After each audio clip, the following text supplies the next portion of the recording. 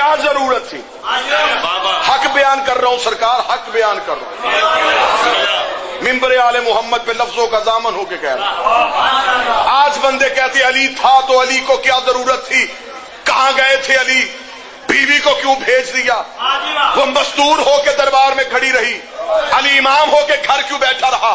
لے آؤ اس بندے کو، میں قرآن سے جواب دوں۔ اللہ قرآن میں کہتا ہے میرا حبیب اپنی بیٹیوں کو لے کے جا، اپنی بیٹیوں کو مباہلے کے میدان میں لے کے جا۔ رسول اپنے گھر سے اکیلی فاطمہ کو لے کے چلا گیا، فاطمہ کو لے جا کے نبی نے یہ بتا دیا جب حق کی ضرورت ہو تو غیرت کا پروردگار محمد کو بھی فاطمہ کو لے کے جانے پہ مجبور کر دیتا۔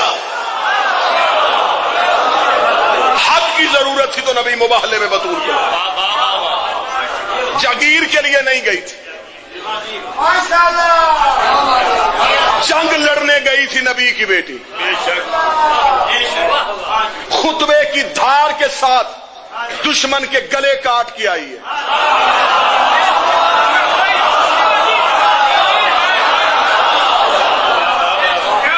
میری دعا ہے قاضی صاحب، میرا مولا پاک سیدہ کی عزت کا واسطہ، مجھے جب بھی موت آئے زہرا کی وکالت کے جرم میں آئے، حق کے زہرا ممبر سے چھپائیں کیوں؟ آج حکومتیں سر جوڑ کے بیٹھی ہیں، ایک مقدمہ سپریم کورٹ میں زیر سماعت ہے۔ یہ ممبر نہ حکومت والوں کا کل تھا نہ آج ہے، یہ سیاست والوں کا ممبر ہی نہیں ہے۔ سیاسی پارٹیاں بدل جاتی ہیں، حسین کے پرچم کے نیچے آنے والی قوم نہیں بدلتی۔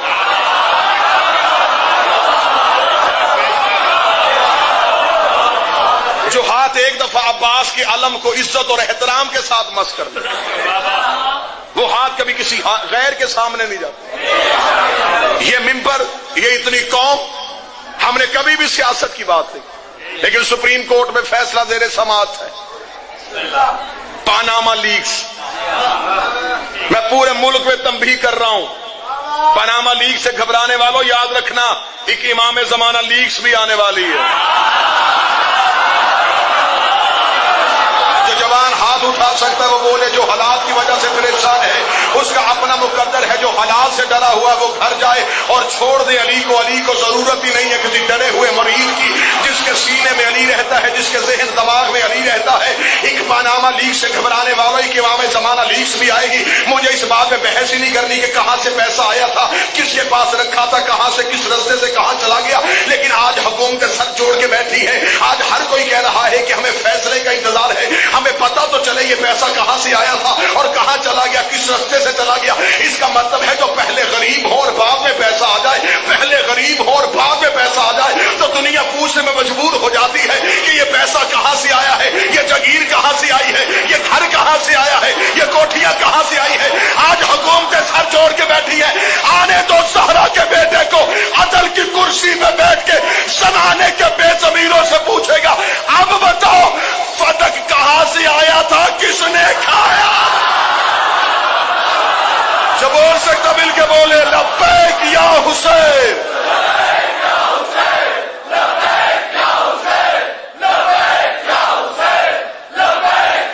نعرہ حیدری،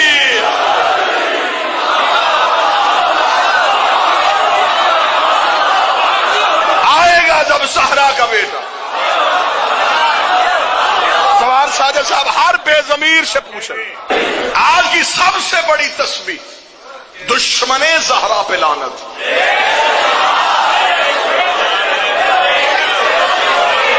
جو آج چاہتا ہو کہ آج اس کا 70,000 حج ہو جائے،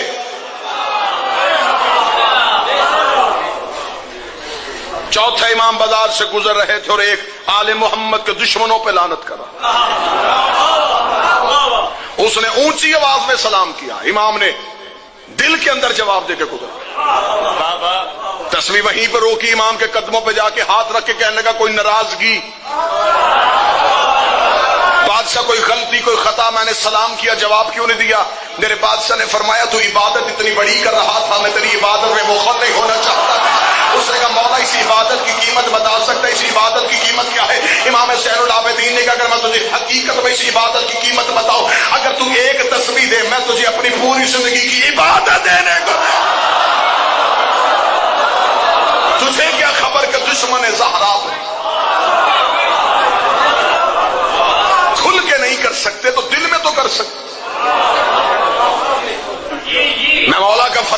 بڑھانے کے لیے دیا، اور مولا نے فرمایا جو ہماری دادی کے دشمن پہ سوچ کے لعنت کرے ہم 14 اس پہ لعنت کرتے ہیں۔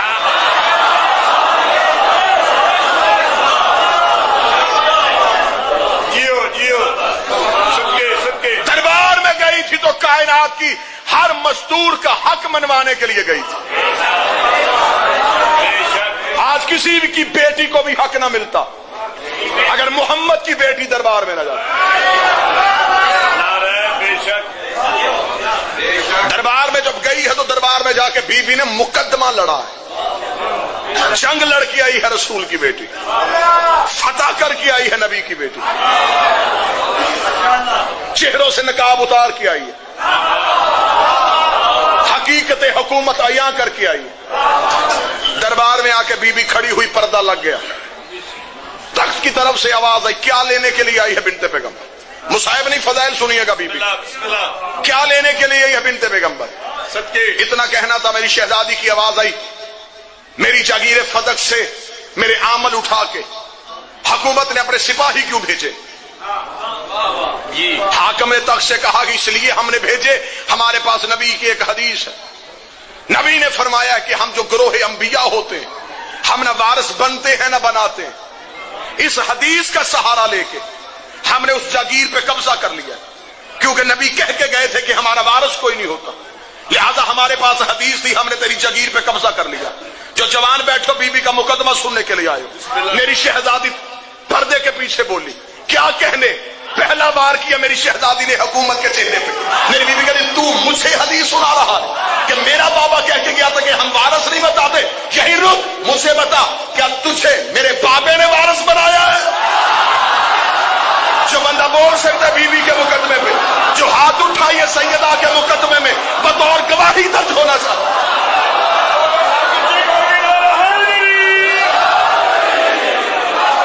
بیوی نے کہا مجھے بول کے بتا، تو حدیث پڑھ رہا ہے کہ میرے بابا نے تجھے کہا تھا کہ ہم وارث نہیں بناتے، اگر میرا بابا وارث نہیں بناتا تو پھر تجھے کس نے بنایا؟ اگر تو یہ کہے کہ تجھے میرے بابا نے بنایا، پھر 3 دن سقیفہ میں جھگڑا کیوں ہوا؟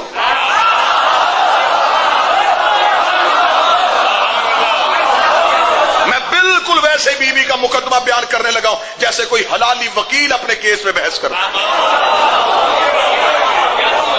کوئی سنے نہ سنے، میرا یقین ہے اسی مجمع میں عدل کی کرسی لگی ہے، زہرا کا بیٹا بیٹھا ہے، زندگی موت ہے میرے اس بادشاہ کے ہاتھ میں جو اس مجلس میں شریک، میرا مالک چاہیں گے تو یہی سانس ختم کریں، مجھے پھر بھی قبول، لیکن یہ حق دنیا تک پہنچاؤں، یہ مقدمہ دنیا تک پہنچے۔ میرے بادشاہ نے کہا تھا کہ زندگی میں اپنے بچوں کو 2 چیزیں یاد کروا دو، تمہاری قوم ہمیشہ زندہ رہے گی، ایک میری دادی کا فتق والا خطبہ یاد کرواؤ، ایک میرے نانے کا غدیر والا خطبہ یاد کرواؤ۔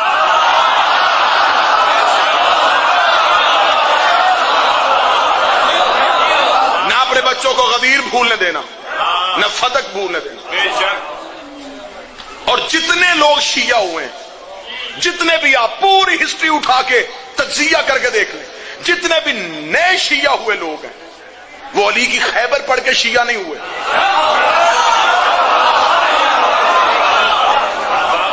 وہ خندق سے شیعہ نہیں ہوئے، وہ ہجرت سے شیعہ نہیں ہوئے۔ کسی بھی نئے شیعہ ہوئے بندے کے سر پہ قرآن رکھ کے پوچھو کیوں شیعہ ہوا، تو کہتا شیعہ ہوا ہوں زہرا کا حق پڑھ کے۔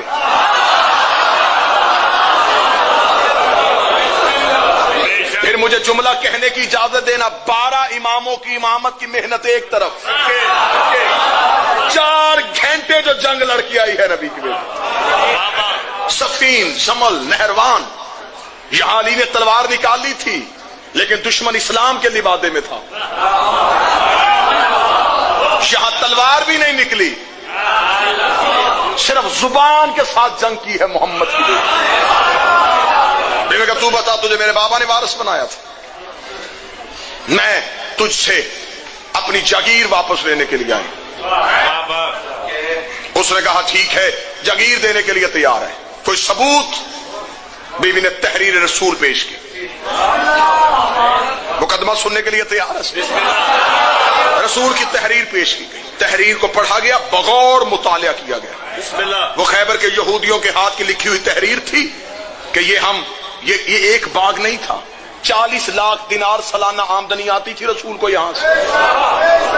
اس کے اندر 7 باغات تھے، 40 کنویں تھے، کئی چشمے تھے، بہت بڑی جگہ تھی، یہ پوری ایک پٹی تھی۔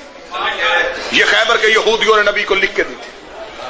یہودیوں کی تحریر تھی کہ یہ ہم مسلمانوں کے رسول محمد ابن عبداللہ کو دیتے ہیں۔ نیچے نبی نے نوٹ لکھا ہوا تھا کہ یہ میری ذاتی جگیر ہے، میں اپنی بیٹی فاطمہ کو دے رہا ہوں۔ اور نبی نے اس تحریر میں لکھا تھا کہ میں حکم قرآن دے رہا ہوں، کیونکہ خدا نے کہا تھا آت ذی القربی، اپنی قریبی عورت کو اس کا حق دے۔ اگر بیٹیاں 4 ہوتی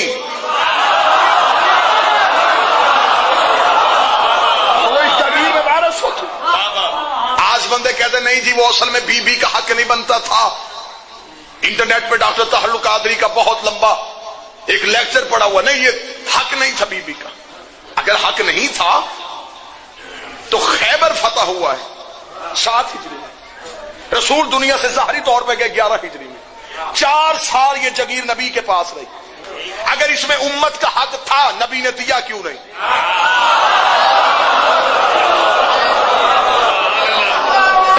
زہرا سے پہلے ہمیں اس بات کا جواب دو کہ نبی نے یہ حق کیوں نہیں دیا؟ بی بی نے کہا میں تحریر پیش کرتی ہوں۔ تحریر پیش کی گئی، تحریر کو پڑھا گیا۔ سنیے گا مقدمہ۔ تحریر کو پڑھنے کے بعد حکومت کی طرف سے یہ اعلان ہوا کہ اس تحریر پہ گواہ پیش کیے جائیں۔ بی بی نے کہا میں گواہ پیش کرتی ہوں۔ بی بی نے کہا میری گواہیاں نوٹ کی جائیں۔ میرا پہلا گواہ میرا شوہر امیر المؤمنین، میرے دوسرے 2 گواہ سید شباب اہل الجنہ، میرے دونوں بیٹے۔ میری چوتھی گواہ ایک مستور ہے جس کا نام ام ایمن ہے۔ 4 گواہ پیش کیے گئے۔ تلاگنگ گرد و نواح والوں، 4 گواہیوں کا پیش ہونا تھا۔ کافی دیر مباحثہ ہوا، حکومت کی طرف سے مشورہ ہوا، مشورے کے بعد حکومت کی طرف سے ایک فیصلہ آیا۔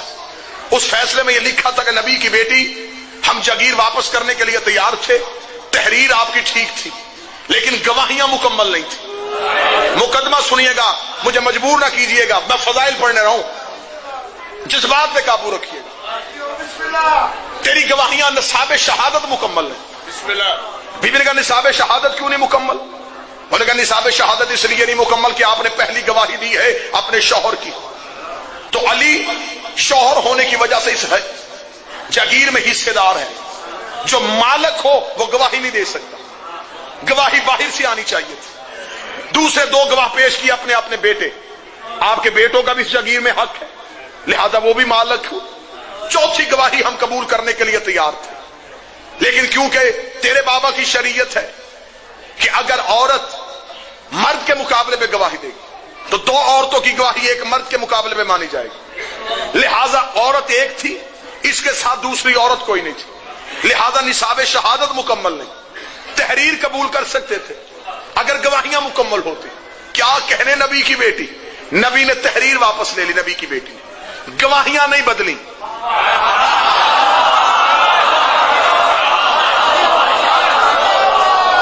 گواہیاں نہیں رسول کی، بی بی گواہیاں بدل سکتی تھی۔ زوار صادق صاحب بی بی کے پاس گواہ تھے، انہوں نے مولا علی کی گواہی کو جھٹلایا، بی بی جناب سلمان کو کھڑا کر دیتی، حضرت ابو ذر کو کھڑا کر دیتی، جناب مقداد کو کھڑا کر دیتی۔ بی بی نے مقدمہ واپس لے لیا، گواہ نہیں بدلے۔ اب گواہ کیوں نہیں بدلے تھے یہ مقدمہ سننا۔ گواہ بی بی نے اس لیے نہیں بدلے کہ قرآن کی اعتبار سے فقہ کا قانون ہے، اگر کوئی کسی مومن کو جھوٹا کہے تو وہ بن جاتا ہے فاسق۔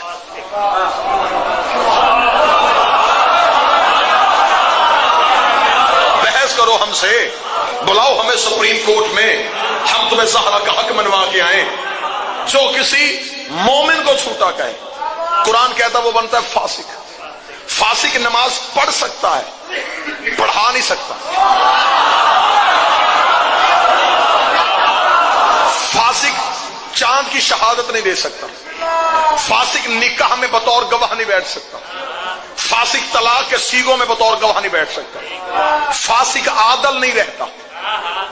کوئی کسی سچے مومن کو جھوٹا کہے تو قرآن کی نص سے وہ بنتا ہے فاسق، اور معاذ اللہ ثم معاذ اللہ اگر کوئی قرآن کو جھوٹا کہہ دے تو وہ فاسق نہیں بنتا، قرآن کہتا وہ بن جاتا ہے کافر، پھر اسے دوبارہ کلمہ پڑھنے کی ضرورت ہوتی، کیا کہنے نبی کی بیٹی تو اتنی بڑی جنگ لڑکی آئی ہے کہ تیری مصلحت زمانے کی سمجھ میں نہیں آ گئی، بی بی نے گواہیاں پیش کر کے گواہیاں واپس لے لی، بی بی گواہیاں بدل سکتی تھی، نبی کی بیٹی نے گواہیاں نہیں بدلی، بی بی نے فرمایا گواہیاں اس لیے نہیں بدلی کہ تو نے علی کی گواہی کو جھٹلایا ہے، اور میرے بابے کی حدیث ہے القرآن و علی و علی مع القرآن، قرآن علی کے ساتھ ہے، علی قرآن کے ساتھ ہے، تو نے حسن حسین کو جھٹلایا ہے، حسن حسین بھی قرآن کے وارث ہے، بی بی نے کہا تو نے قرآن کو جھٹلا دیا، میں گواہیاں واپس لے کے جا رہی ہوں اور میں تاریخ میں لکھوا کے جا رہی ہوں کہ میں تمہیں فاسق نہیں کرنے آئی تھی، میں تمہیں کافر کرنے آئی،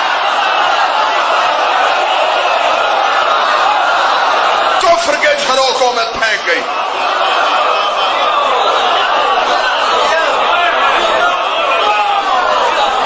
میں تمہیں دوبارہ تمہارے دین پہ پلٹانے کے لیے آئی تھی۔ بی بی نے کہا مقدمہ واپس، وہیں پہ کھڑے بی بی نے دوسرا دعویٰ دائر کر دیا، بی بی نے کہا یہ دعویٰ واپس، اگلا دعویٰ، حاکم ہے نا، بیٹی بن کے باپ کا حق لینے آئی ہوں،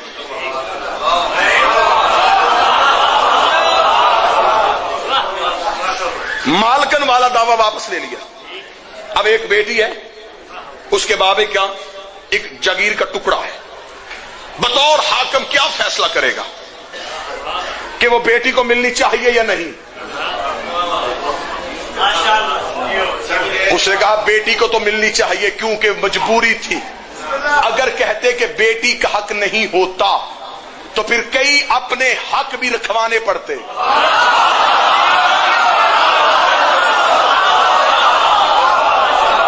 سمجھتے ہیں کہ خطیب آزاد ہو کے تقریر کرتا ہے، ہم پنجرے میں بند ہو کے اپنی قوم کی وکالت کرتے ہیں۔ بی بی نے کہا بیٹی ہوں، باپ کا حق لینے کے لیے آئی ہوں، بڑا لمبا مضمون یہیں پہ ختم کر کے اپنے برادرم قاضی وسیم باز کو ٹائم دو۔ انہوں نے کہا اچھا، بی بی نے کہا میں تم سے اپنے باپ کا حق لینے آئی ہوں۔ انہوں نے کہا بی بی بار بار کس بات پہ بحث ہو رہی ہے، جب ہم نے کہہ دیا کہ ہمارے پاس آپ کے بابا کی حدیث ہے اور حدیث میں صاف واضح لکھا ہوا ہے کہ ہم گروہ انبیاء نہ وارث بنتے ہیں نہ وارث بناتے ہیں، ہم حدیث کو دیکھیں یا آپ کے دعوے کو دیکھیں، ہم حدیث کو دیکھیں یا آپ کے دعوے کو دیکھیں۔ نبی کی بیٹی نے دیکھا اچھا تو حدیث سناتا ہے، اگر تو کہے تو میں تجھے قرآن کی آیت سناؤں، میں تجھے قرآن کی آیت سناؤں۔ اس نے کہا کون سی قرآن کیا ہے؟ نبی نے کہا بسم اللہ الرحمن الرحیم، وارث سلیمان داؤد، ہم نے سلیمان کو داؤد کا وارث بنایا تھا، اللہ قرآن میں کہتا ہے کہ نبیوں کا وارث ہوتا ہے، اور تو کہتا میرے پاس حدیث ہے وارث کوئی نہیں ہوتا۔ اس نے کہا بی بی میرے پاس حدیث ہے، بی بی نے کہا میں دوسری آیت پڑھ دیتی ہوں، وَلِلرِّجَالِ نَصِیبٌ مِّمَّا تَرَكَ الْوَالِدَانُ وَالْأَقْرَبُونَ، جو کچھ ماں باپ چھوڑ کے جاتے ہیں اس میں مردوں کا حصہ ہوتا ہے، قرآن کہتا ہے حصہ ہوتا ہے، تو کہتا وارث کوئی نہیں ہوتا۔ اس نے کہا بی بی میرے پاس حدیث ہے، بی بی نے کہا میں تیسری آیت پڑھ دیتی ہوں، وَلِلنِّسَاءِ نَصِیبٌ مِّمَّا تَرَكَ الْوَالِدَانُ وَالْأَقْرَبُونَ، جو کچھ ماں باپ چھوڑ کے جائے اس میں بیٹی کا حصہ ہوتا ہے، قرآن سورہ نساء میں کہتا ہے بیٹی حصہ رکھتی ہے، تو کہتا حدیث ہے۔ اس نے کہا بی بی میرے پاس حدیث ہے، بی بی نے کہا میں چوتھی آیت پڑھ دیتی ہوں، یورثنی آل یعقوب، ہم نے یعقوب کی اولاد کو اس کا وارث بنایا تھا، قرآن کہتا ہے یعقوب کی اولاد اس کی وارث ہے، تو کہتا میرے پاس حدیث ہے۔ اس نے کہا بی بی میرے پاس حدیث ہے، بی بی نے کہا میں پانچویں آیت پڑھ دیتی ہوں۔ بدل بدل کے حاکم ایک حدیث پڑھتا رہا، بی بی بدل بدل کے قرآن کی آیتیں پڑھتی رہی، قرآن میں پڑھ لے کے مجھے غازی کے علم کی قسم ہے، حاکم ایک حدیث پڑھتا رہا، بی بی نے 40 آیتیں دربار میں کھڑی ہو کے پڑھی، جب 40 آیتیں پڑھی حاکم کے چہرے پہ موت کا پسینہ آ گیا۔ اس نے کہا بی بی میں حدیث پڑھتا ہوں، جواب آیت میں کیوں دیتی ہے؟ اگر تیرے پاس بھی حدیث ہے تو حدیث کا جواب حدیث میں لے گیا۔ بی بی نے کہا بس چپ ہو جا، میں اتنا سننا چاہتی تھی، تو وہی ہے جسے میرے بابے نے کہا تھا آ تجھے حدیث لکھ دو، آ تجھے حدیث لکھ دو، تو نے کہا تھا ہمیں قرآن کافی ہے، ہمیں قرآن۔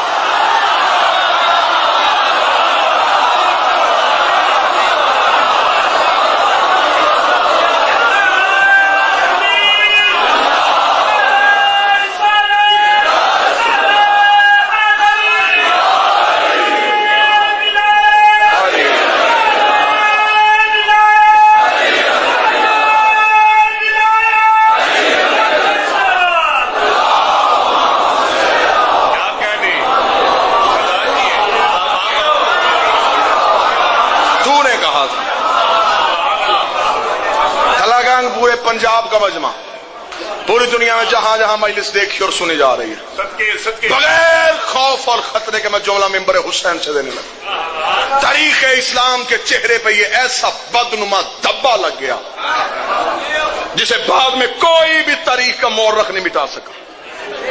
कितना बड़ा धब्बा और कितनी बड़ी बददियानती कि जिसके खिलाफ मुकदमा था वही जज था।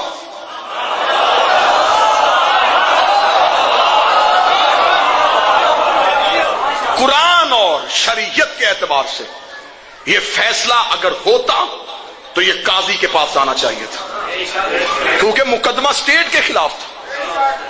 जहां स्टेट के खिलाफ मुकदमा हो वहां स्टेट फैसला नहीं कर सकती। यह बददियानती हो गई। मोहम्मद की बेटी तो दरबार से चली गई, लेकिन तारीख इस मुसलमान के चेहरे पे इतने खून के छींटे डाल गए कि ये है तुम्हारी हुकूमतों की तारीख। दुआ किया करो कदर वाली चीज बेकदरों के सामने ना जाए।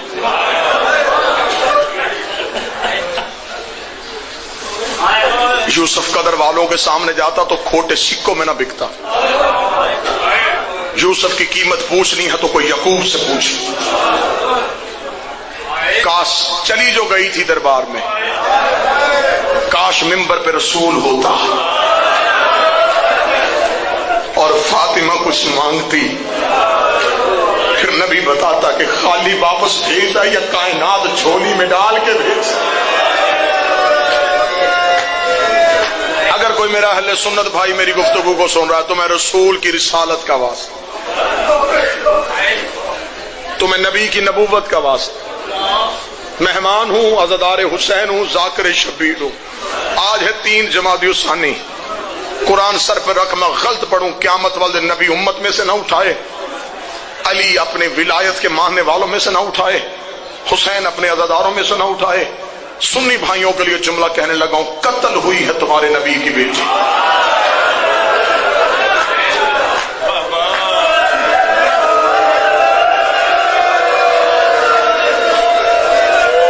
अब ये तस्दीक करना तुम्हारा हक बनता है। बेटियां बेशक 4 मानते हो, फातिमा को तो मानते हो ना, जाके जरूर मौलवियों से पूछना। अल्लाह दर्जात बुलंद करे। काजी साहब खुदा करवट करवट पहलू है हुसैन में जगह दे। किबला मुबल्लिग आज़म मौलाना इस्माइल आला जितने मुनाजरे किए हक के बतूल पे किए, और किबला मौलाना इस्माइल जिनकी कब्रें भी हमारे जिस्मों से महंगी हैं। मौलाना इस्माइल ने पाक सैयदा से दुआ मांगी थी, बीबी मैं तेरा हक पढ़ के शिया हुआ हूं, बीबी मुझे दुनिया ना देना, दौलत ना देना, करम मेरी शहजादी मुझ पे इतना कर देना कि तेरा दुश्मन सवाल खत्म करे, मेरा जवाब शुरू हो जाए। फिर उस जो बुजुर्ग बैठे मेरी गवाही देंगे, फिर उस मर्द कलंदर ने नगर नगर गाजी के अलम लगवाए, उसने जमाने से बीबी का हक मनवाया है। मौलाना इस्माइल पिंडी भटिया के करीब मुनाजरा करने के लिए आए। मुनाजरे का जज बाबा हबीब शाह जी एक अहले सुन्नत जमींदार था, चौधरी आशिक उसका नाम था। आज भी उसकी नस्लें वहां पे आबाद हैं और मजलिस हुसैन करवाती है। चौधरी आशिक मुनाजरे का जज था। मुनाजरे का मौजू था हक के बतूल। मुखालिफ फरीक वाला मौलवी कह रहा था कि बीबी दरबार में आई है लेकिन हक बनता नहीं था। मौलाना इस्माइल किताबों का ढेर लेके आ गए, मुनाजरा होता रहा, जोहर की अजान हो गई। फैसला यह हुआ कि नमाज पढ़ी जाएगी, नमाज के बाद फिर दोबारा मुनाजरा शुरू होगा। नमाज के लिए चौधरी आशिक उस मौलवी के पीछे खड़ा हुआ। जहन में उसके कोई ख्याल आया, नमाज खत्म हुई, जवार साजद उसने नमाजियों से कहा सारे नमाजी मस्जिद से चले जाओ, मस्जिद के दरवाजे को बंद करो, मैंने मौलाना से कोई बात करनी है। मस्जिद का दरवाजा बंद होकर चौधरी आशिक मेहराब में उसके सामने आके खड़ा हो गया। उसने कहा देख सुन मौलवी, मुझे नहीं पता किताबों में क्या लिखा है क्या नहीं लिखा, मैंने सारी जिंदगी किताबें नहीं पढ़ी, मैं जमींदार बंदा हूं। तू कहता था कि नबी की बेटी का हक बनता नहीं था, वो कहते थे बनता था, उन्होंने अपना मौलवी मंगवा लिया है, वो भाई डेरे पे किताबें लेके बैठा है।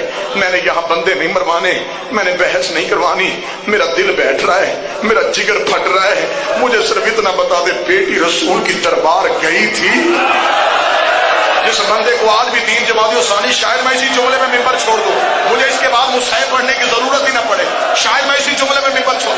उसका मुझे सिर्फ इतना बता, बेटी रसूल की दरबार गई थी, इतना कहना था। ये उस मौलवी ने कहा चाचा आशिक बीबी का बनता नहीं था। उसने कहा बनता छोड़, बनता था या नहीं बनता था, मुझे इतना पता। घर से चल के दरबार में चली गई थी। उसने कहा चाचा आशिक नबियों का विरसा नहीं होता। उसने कहा विरसा छोड़, मुझे मात आ जाएगी, मुझे बता बेटी नबी की दरबार गई थी। उसने कहा किताबों में लिखा गई थी, वो दिल पकड़ के जमीन पे बैठ गया। कहने लगा मुझे इतना बता वापस खाली आई थी या कुछ लेके आई थी। उसने कहा मोहम्मद की बेटी खाली चली गई थी। चौधरी आशिक ने चेहरे पे मातम शुरू किया। देख लगा मौलवी खुदा लानत करे, मेरे मरने के बाद मेरी बेटी किसी कमी के दरवाजे पे चली जाए और जाके कहे मैं आशिक हुसैन की बेटी हो, बताओ उसका बनता है? कहने लगा नहीं बनता। कहने लगा खाली भेजोगे या दे के? कहने लगा दे के भेजेंगे। उसने कहा गैरत नहीं आती, मेरी बेटी को खाली कोई नहीं भेजता। मोहम्मद की बेटी नौकरों के दरबार में 4 घंटे सर पे कुरान रख के रो रो के कहती रही, ओए मैं झूठ नहीं बोल, मैं झूठ नहीं बोल रही, ओ मैं बाबे की सच्ची बेटी हूं। नौकरों के दरबार 4 घंटे। ओए किसी की बेटी 1 मिनट भी खड़ी हो शरीफों से बर्दाश्त नहीं होता। जिसने आखिर में पढ़ना उसने शहादत पढ़नी है। लेकिन मैं अपनी कौम को यह जुमला तो सुना दूं, 4 घंटे बार बार कहती रही मैं झूठ नहीं बोल रही, मैं बाबे की सच्ची बेटी हूं, मैं बाबे की सदीका बेटी हूं। मातमियों, इतना कह के चौधरी आशिक मस्जिद से बाहर आया जहां मौलाना इस्माइल बैठे किताबें खोल रहे थे। आके रोता हुआ मौलाना इस्माइल के कदमों पे गिर गया। गिर के कहने लगा बंद कर दे मौलवी इस्माइल किताबें, दुआ कर मुझे मौत आ जाए। मुझे सारी जिंदगी किसी ने नहीं बताया कि मोहम्मद की बेटी खाली चली गई थी। इतना कहना था, मौलाना इस्माइल ने अपने सर से पगड़ी उतारी, चौधरी आशिक के गले में बाहें डाली, रो के कहने लगा सिर्फ खाली नहीं गई थी, कमर झुक गई थी, सर के बाल सफेद हो गए थे। आशिक हुसैन का हुआ क्या था? मौलवी इस्माइल कहता सच सुनेगा कि 36 बदमाश दरवाजा गिराते रहे, अकेली रोकती रही। बेगैरत ने ताजियाना निकाला, सहरा को ताजिया